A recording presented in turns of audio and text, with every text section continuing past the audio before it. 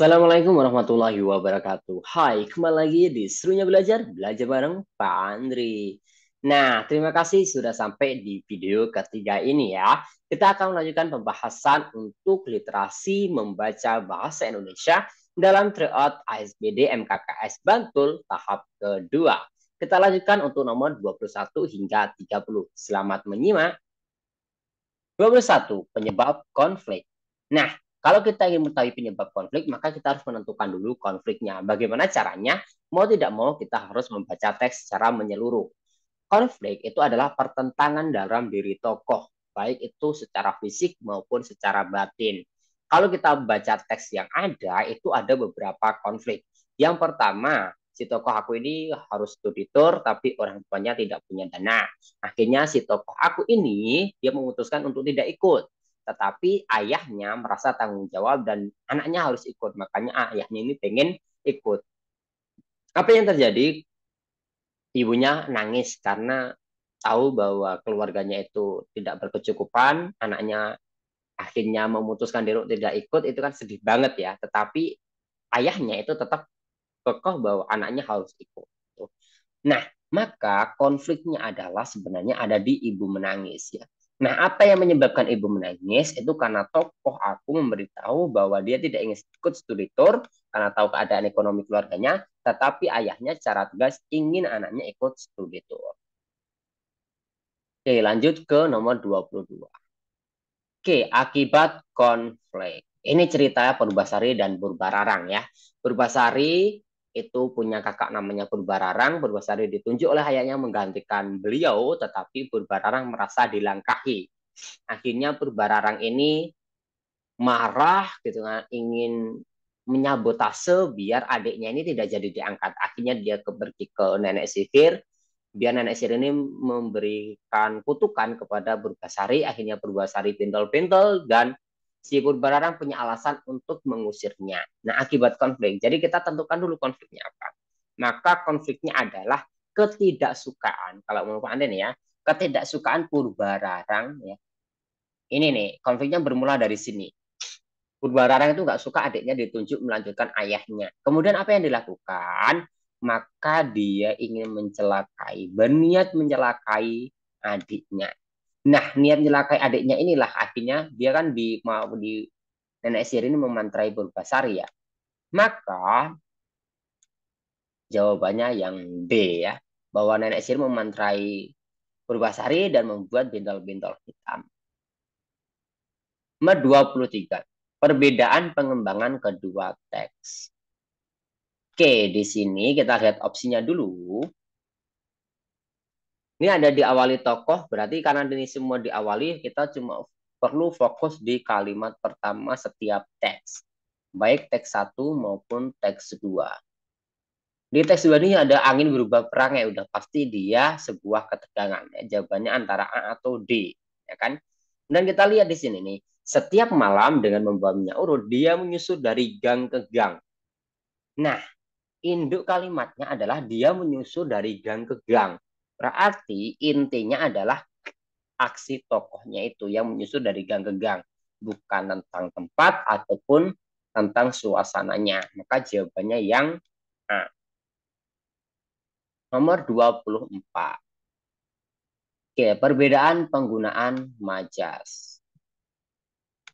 Kita lihat dulu. Majas metafora itu perbandingan langsung. Ingin ngomong A tapi pakai B ya. Wajahmu seindah purnama. Nah, itu namanya metafora. Hiperbola itu berlebih-lebihan ya. Wajahmu seindah purnama, cahayanya begitu menyilaukan mata, menusuk hingga ke perasaan terdalam. Nah, itu hiperbola. Alay banget itu namanya hiperbola. Personifikasi itu memberikan sifat-sifat manusia atau person kepada benda-benda yang mati, ya kan?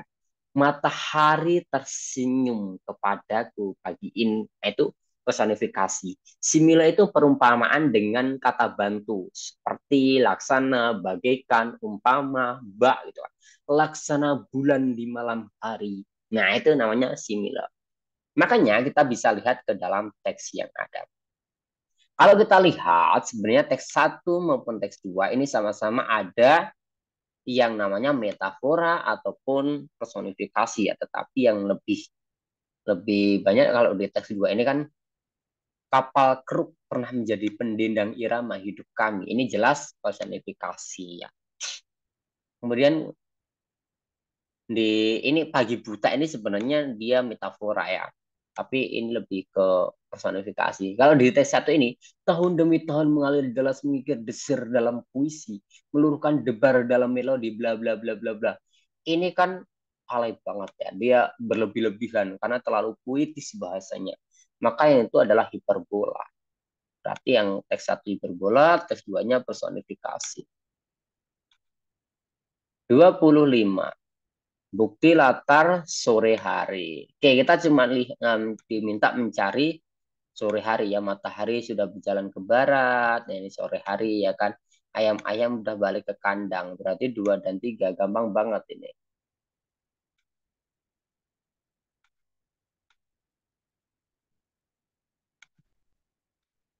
Oke, lanjut nomor 26.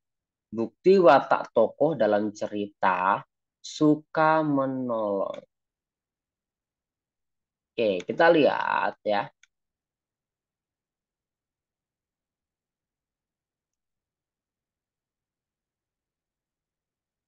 Oke, dia mendengar suara hewan kesakitan. Suara itu berasal dari dalam bulan. Maldonado penasaran mengintip jiwa. Ternyata suara induk puma yang baru saja melahirkan. Maldonado masuk dan membantu induk puma kelelahan. Dia membersihkan bayi puma dan merawatnya. Oke, ini ada di paragraf 2. Kita lihat 2 itu ada di 1, 2 atau 2, 4.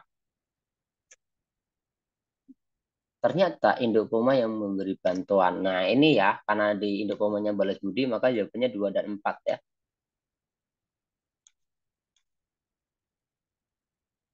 Nomor 27. Komentar yang sesuai dengan cerita. Oke, kita lihat dulu ya. Kita cari yang positif dulu. Tokohnya tidak nyata, ini jelas salah ya. Tentang pertarungan antara kebaikan dan kejahatan, oke, bisa masuk akal. Bisa bagus juga. B bisa masuk jawaban. Menjiplak ini jelas salah ya. Alurnya mundur. Apakah alurnya mundur? Ternyata enggak. Di sini ada beberapa tahun kemudian.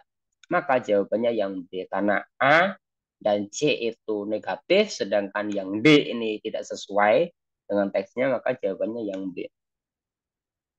Kita nggak perlu baca keseluruhan teks ya, biar lebih cepat ya.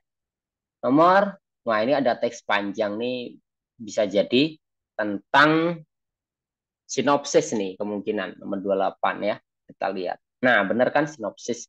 Sinopsis itu ringkasan cerita ya, ringkasan cerita. Nah, bagaimana caranya? Ya, kita mau nggak mau harus baca seluruh teks ya. Paling kasih ringkasan aja bahwa Dara ini seorang keluarga ya, seorang gadis yang berkebutuhan khusus, kemudian dia merasa minder karena dia berkebutuhan khusus, tapi suatu ketika dia ketemu dengan tokoh lain yang bernama Hana kalau tidak salah ya. Kemudian ya kan Hana ini juga berkebutuhan khusus. Kemudian dikasih tahu Hana, nggak apa-apa, jangan minder, kita itu ya intinya dinasihati bahwa kita berkebutuhan khusus tidak boleh minder gitu kan. Akhirnya si Dara ini bisa menerima. Maka jawabannya adalah yang B. Darah yang memiliki kondisi lemah mendapatkan teman bayangan yang menyadarkannya untuk menerima keadaan. 29. Busok kucing asli ras Indonesia. Kucing busok merupakan titik-titik kucing asli. Dan termasuk kucing titik-titik karena hanya ada di Pulau Raas, Madura.